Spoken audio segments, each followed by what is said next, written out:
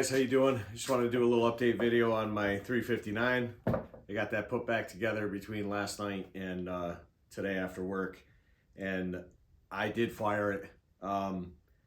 So far I'm really happy with it.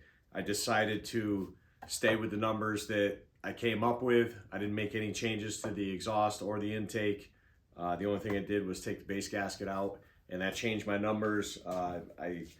I read them off in my last video with the exhaust opening at 102 after top dead center, and the transfers opening at 124, so 22 degrees of blowdown, and my intake opened and closed at 77 degrees before and after, so 154 degrees of duration on the intake. And I did ask for some of you guys to comment and let me know what you think I should do, and I explained how I wanted to run it, and some of you guys commented.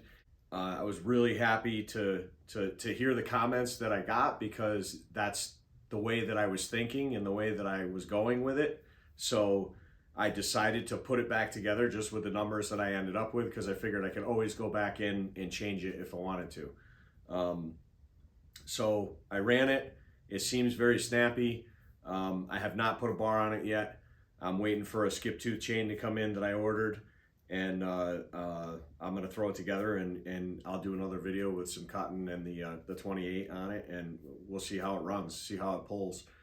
Basically what I'm looking to do is just make myself a nice little firewood saw, something that, you know, I can buck firewood with a long bar and have fun doing it. So I'm excited. I can't wait to see how this thing runs, and thank you guys for the comments and the suggestions, and I'm going to keep doing this, and hopefully you guys keep commenting. I'm going to have questions, and hopefully I'll learn a lot as I'm doing this. I already am, and I'm just having a blast with it. So I'm excited for this saw though, but thanks for watching.